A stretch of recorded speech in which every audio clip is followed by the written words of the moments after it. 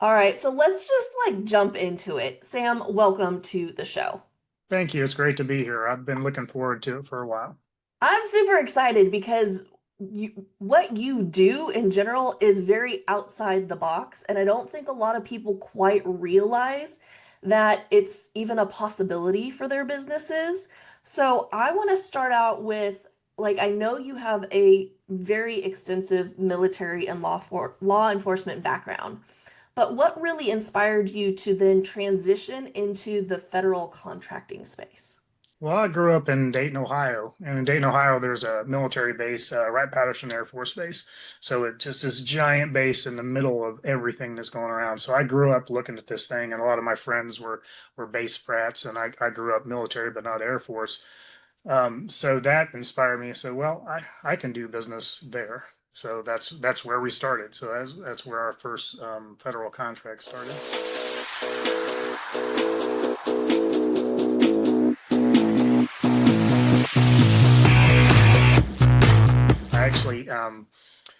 I read a book by Robert Kiyosaki, Rich Dad Poor Dad, and it was in 2000. And I just had my first son, and I was walking through Kroger's with my wife and my son, and saw this book, and it sparked my interest. So I picked it up and probably read half the book there in the store, and I wanted to get in real estate after I read that book. And I read all Robert Kiyosaki's books and all his advisor books, and I was like, oh, well, nobody taught me this either. So I wanted to get in real estate. Said, well, I don't have the money to get in real estate. Didn't really know anything about it. So I wanted to get into business. And this was after I exited the Marine Corps and I was in law enforcement in Dayton, Ohio. So I decided, well, I need to partner. I want to learn how to build businesses and not get into law enforcement or security or something like that. I didn't want to be the typical E-myth, the plumber that starts a plumbing business. I wanted to learn how to build businesses. Mhm. So I found somebody, my father-in-law, who was also a Marine, who was getting ready to retire from his job of helping veterans get their benefits. He had a part-time mowing business. And I said, hey, why don't we partner and incorporate a business and do the grounds maintenance for the military? So I suckered him into that, and we spent about 6 months in my basement learning about the federal government, their letting process, and put in our first proposal as a prime contractor at Wright-Patterson Air Force Base, and we got it. So, that was unusual. We didn't even know how much of a unicorn that was until we went to a GovCon trade show, or not a trade show, like an SBA PTAC thing where they teach people how to become subcontractors and someday become prime contractors. And we were like one of the only small businesses there that had a prime contract. Didn't even know that that was kind of that big of a deal. But that's where we started, was at Wright-Patterson Air Force Base with mowing, having a base wide grounds maintenance contract, and that's where my learning started. That's insane. And I mean, I would never have thought oh yeah, lawn maintenance. Of course the government needs lawn maintenance. Why not? Well, our federal government is the largest spender in the world. I mean, it's the largest buyer of products and services in the whole world, and they buy just about everything. So all the products, all the pieces, all the services, all the cutting edge services, the R&D stuff. So yes, if you got a small business, you probably are selling something that the federal government buys, either directly or in a bundled contract of some form or fashion. That's insane. I would have never even thought of it. And thinking about it, is it as crazy, hard, difficult to jump into it? Do you have to have giving your firstborn son to them in order to fill out paperwork and things, or is it a system and a flow and a process? Well, that's the trick. The barrier to entry is very, very, very steep. If you don't know what you're doing in federal contracting, I mean, it's almost impossible. It's hard when you know what you're doing to perform and be successful in federal contracting. So, knowing how to respond to proposals, knowing how to do the business development and the capture management, which is teaming and partnering and subcontracting, and knowing how to submit successful proposals, and then knowing how those proposals are evaluated. There's a big barrier to entry there. And then, so say you jump through all those hoops, and it helps to get advisors and counselors and help in that process until you're big enough to, have some of your own on staff. But once you get a contract, then performing the contracts and the FAR law and contract management and quality control and health and safety plans and that type of thing, there's a lot that goes into that. And then contract management, as far as, on the commercial side of things, I provide some services to you. We write a statement of work and we provide that. And if things don't go right, or it needs to change, we just have a conversation. Maybe you put it on paper, maybe we don't. And well, the federal government is a lot more bureaucratic than that. So you got a contract, you got line items that they're paid and they're attached to certain parts of the statement of work. And if there's any change to that, you don't just do it and get paid for it later. Mm, You gotta go through processes, change orders, and the closer you get to construction, the harder that becomes. So yeah, so it the barrier entry is really, really, really tough. But it's not something you can't get over. You just need the right partner, yeah. partnering with companies that are already doing business in government contracting, partnering with folks like me that are in that space and help other businesses get in there, is a great force multiplier for sure. Well, but I'm sure there's got to be like some type of mindset shifts that need to happen if you're somebody going, all right, well, I've got a service or I've got a product or whatever. Why not see if this works? What is like a small contractor needing to shift in their mind in order to look at growing and doing business with the government? Um, Well, probably several things. One, you have to do a lot of research and you need to get somebody on your team that knows GovCon, that Yeah. knows how to find out what the government's buying, how they're buying it, what agencies are buying your product or service, what contracts they're using. Are they, indefinite delivery contracts? Are they like schedule contracts like with the GSA? Are they firm fixed price contracts? Are the services and products you're providing part of larger bundled contracts where you need to bundle up, become a subcontractor to a larger contractor on those? So Hmm. it's you don't want to put all your eggs in one basket with the GovCon, right? So, the ideal company would already be in existence. It's already doing work, B2C, B2B. Okay, now let's supplement that with GovCon work. Yeah. Okay. So, and is it, I never heard about the partnership part. Um, not just doing like your example of doing the lawn maintenance. It's not just one property, right? It would probably be a collection of properties that you guys were doing, or did you literally just start with the one property and that was the one contract? Well, we had our first one was one contract at Wright-Patterson Air Force Base. And if I recall, I don't know how many thousands of acres Wright-Patterson Air Force Base is. So it's Mm, as big as a city. So okay. you say it's like one property, it's one contract, but it's a big, wide spread out, contract. So there's lots of that going on. In GovCon, you can have, a contract for a little Army Reserve Center for grounds maintenance or custodial or mechanical maintenance. That's, it's really small. It'll do a few $1,000s a month in revenue.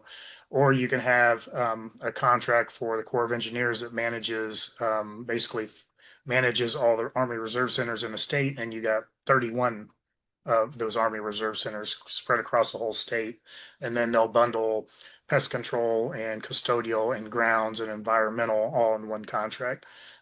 So if you're a successful grounds contractor or a successful pest control contractor, you could partner with the environmental grounds and custodial, form a teaming agreement or a joint venture agreement and bid those contracts. And now you have a partnership forming this multifaceted contract all throughout the state. Sometimes it's regional with multiple states. Well, and I think this also goes beyond just like services. Like if you were doing coaching or leadership or something like that, I would assume you could also do contracts in that direction too, right? So, yes, you can. Those are more program level. So you'll want to focus on um, certain commands, certain, within the DoD, they probably won't have a DoD wide coaching type of contract, but you can go to a particular military base, a particular command. The VA might be doing, you might be able to provide your services coaching veterans, clients of the VA or VA employees or Air Force employees Mm. with, financial management or success or whatever it is, marriage counseling. There's a bunch of that because there's lots of spouses and lots of family in the military and all kinds of challenges with that. So Mhm. there's lots of that for sure. Yeah, okay. Interesting. What would you say it takes to be like a serious prime contractor? Um, so partnering with somebody that knows what they're doing, that knows the landscape, partnering with a company that or a person that has written proposals and been successfully been able to get federal contracts. Um, the traditional model is okay, you need to be a business, right? And you need to, how do I get in federal contracting? Well, I need to become a subcontractor to a prime contractor. So you go courting prime contractors, hey, can I be your subcontractor and provide some services on your contract, develop in past performance. Um, and then maybe in a few years, you develop enough past performance as a subcontractor that you can articulate putting in a proposal for a prime contract. Um, Before I go into that, to get a prime contract, you need credibility, you need past performance, and you need the financial ability to support that. Um, Mm. so the government needs to qualify you before they give you a prime contract. So going back, the old route is to become a subcontractor for a few years. Maybe you can develop the experience and financial wherewithal and the past performance to put in a bid. Well, there's ways to get around that, and it's called teaming and partnering and joint venturing. So I can, I'm new to the federal market, or um, and I have a particular set aside. Like I'm a veteran-owned small business, and so there's a veteran-owned small business contract for, let's say, event production, right? But it's set aside. It's set aside for veteran-owned, but I don't have any experience with veteran-owned or with event productions. So I team with Shay and we form a teaming agreement and we bid this and we're able to combine your past performance and your experience with my set aside, and basically tell a story to the government on, okay, this is what makes us qualified. Here's our past performance as a team, and this is what we're going to do for you. So that's an example of partnering to get a contract. And I could have no past performance in that particular field, but all of a sudden now we're performing a prime federal contract, with you know that I'll have that experience going forward. Yeah, And that's now that team is set up to do even more of that. yeah. Okay. And so I that makes sense teaming up with you and your company is because you probably have a lot of these deals happening, Yeah. and easier to get your foot in the door faster. Well, What's it's more art than science figuring out how to do that because yeah. you got RFQs, requests for quotes, RFPs, IFBs, invitations for bids, requests for proposals, and the way they're evaluated and the way the government contracting officers award to contractors, it all depends on what FAR clauses apply to that. So a request for quotes are usually you judge one contractor against another contractor against another contractor, kind of like a bell curve, and you pick a best value of those. An RFP is more a longer formal process. So knowing what the evaluation criteria and proposal instructions are for those proposals, that's your path to winning the contract. So Hmm. being able to interpret that and say, okay, it's past performance, price, corporate relevant experience, and technical, and then they give you all the information you need to write to. So knowing what the evaluation board is going to be looking at in that proposal, in that situation of us teaming and partnering, they're going to have past performance, price, and technical. I need to be able to write to what they ask for in there that solves the government's problem, solves the performance work statement, but it solves their problem. It gives them significant value and a price that that is a good bargain. And knowing how the government board is going to review that proposal, I mean, that's more art than science. So you got to Yeah. kind of read ahead. I know what they're looking for. I'm going to write to that. So, I mean, we can be a terrific partnership, have terrific value. We know what we're doing. And our proposal gets kicked out because it's not even compliant, let alone it's compliant, but it doesn't sell us. It doesn't tell a good story. And it's rated lower than somebody that gave them a higher price, but we gave a better price and we probably would have gave a better value, but we didn't articulate it right. So it's math, right? Math and art and science on how you respond properly. Fascinating. How long does a process like that take? And I'm sure it's totally different on each situation, and if you're doing quotes versus proposals versus so on and so forth, and how big it is. But or Yes. give me an example of somebody that you've worked with, and like how long it took and what was entailed with that. Well, when you're responding, when you find an opportunity to propose on, say it's already in solicitation, if it's a small RFQ, I mean, you could respond to it in a couple of weeks. If it's a larger RFP, you could spend months Mhm. preparing the proposal. You usually have a 30-day pre-sol, and another 30-day from pre-solicitation to proposal due date. There's lots of extensions, and that's if you just got a solicitation that hits you. So it could take months to do that, and then it can take months for it to be awarded. Sometimes up to a year, sometimes more than a year, depending on how it goes. Mhm. But that's just responding solicitations are already out. But if a solicitation comes out, especially if it's a reoccurring solicitation, if you're not already in touch with the customer that's buying that service or product, and you don't already have a relationship with the contracting office, you're already behind because somebody Wow. does. So you're Yeah. responding to a proposal that you already have somebody like me and one of my partners. We're already talking to that customer. We're already talking to the military base, the Wright-Patterson Air Force Base about their grounds, about their problems, because before the solicitation comes out, I can talk to them all I want, find out how that contractor's doing, how the works, what they want it changed and what they want improved. Once the solicitation comes out, I'm not allowed to talk to them because it's not fair. But before that, I'm already talking to them. I'm helping them form that proposal. So it starts months and even years before the solicitation comes out. Um, so I took on a customer, and it took just under a year to get them their first prime contract. So I, I took on a service disabled veteran owned 8A company. They were a tech company, IT company in California. They were doing IT contracts for the state of California. They had their 8A certification, which is a federal certification through the SBA. They'd had that for a couple of years, but they had gotten no 8A contracts, and that happens pretty frequently. Hey, it's great, you need to get your 8A because you qualify for it.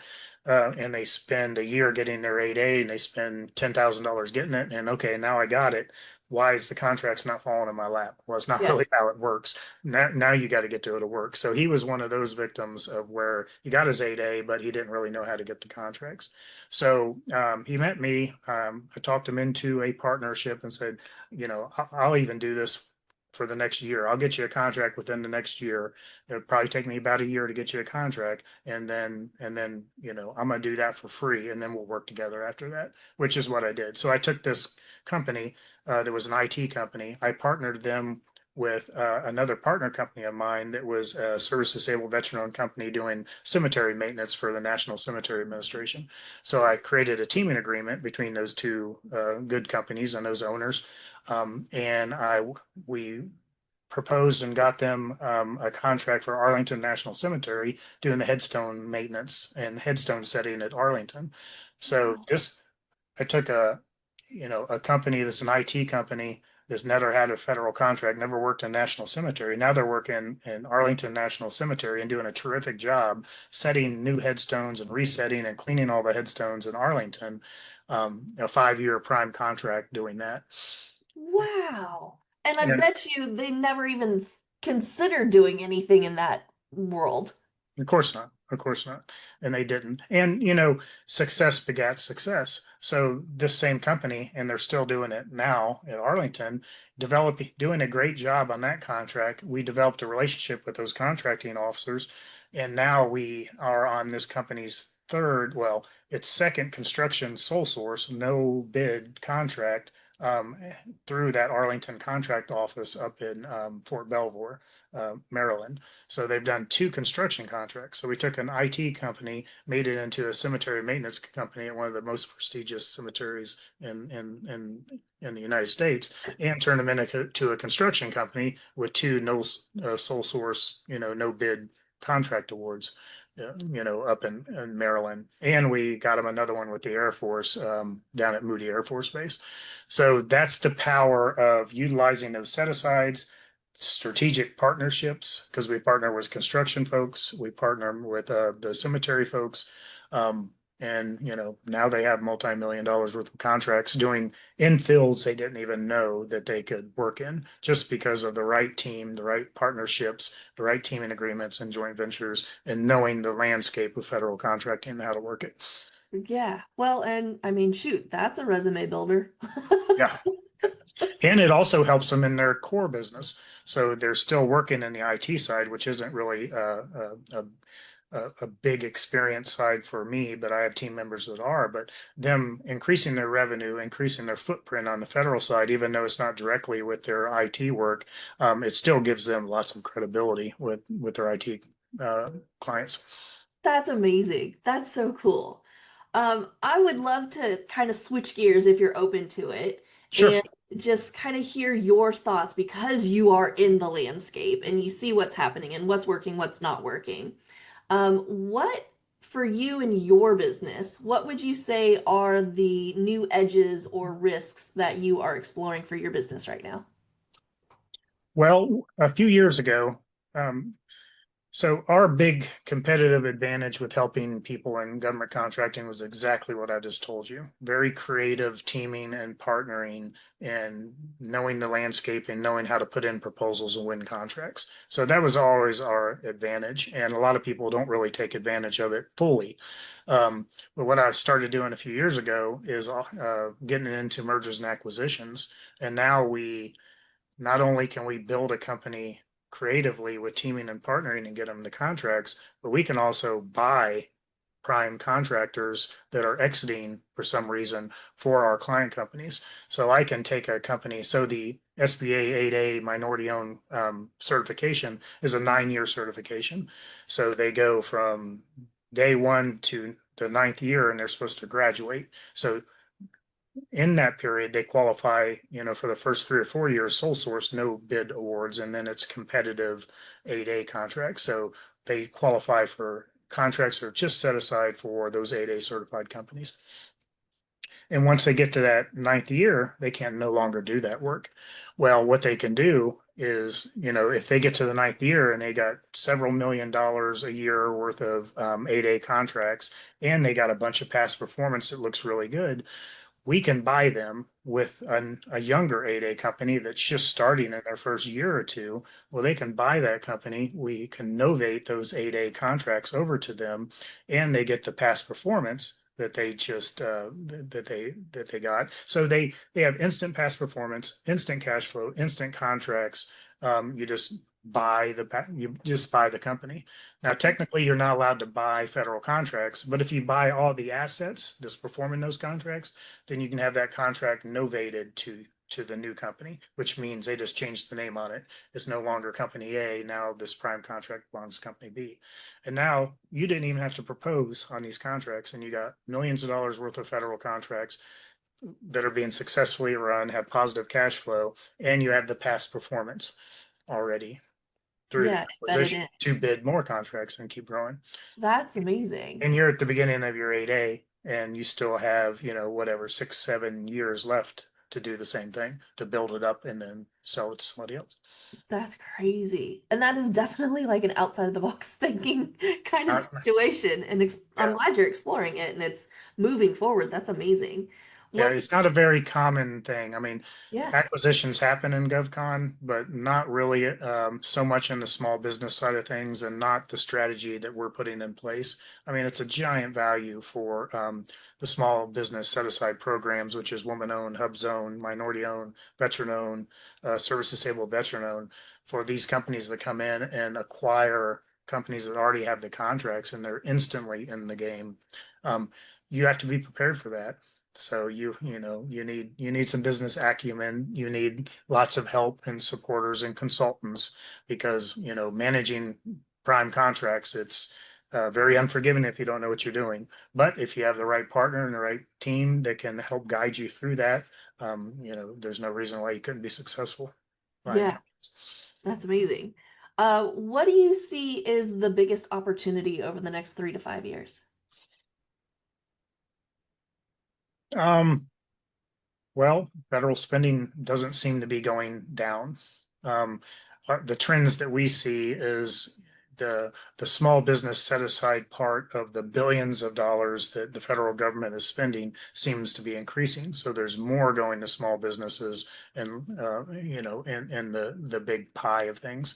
The Trump's new initiatives, consolidating the procurement programs over to the GSA, uh, we'll see how that plan lays out, but I think it's kind of exciting because right now when we propose, um, we have all the different agencies, all the different, Department of Army, Department of Navy, FEMA, and they all have their own procurement offices and they all have their own way of doing things, even though they're all under the FAR, Federal Acquisitions Regulations laws.